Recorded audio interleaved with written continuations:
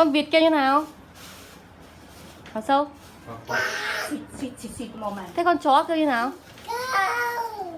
Con mèo. Con gà. Con lợn kêu như nào nhỉ? Ỉn ỉn ý.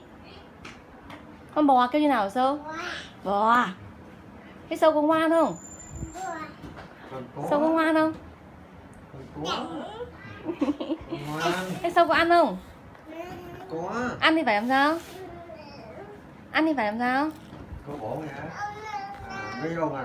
Ăn mấy chiên vô ăn đi. À. Chiên.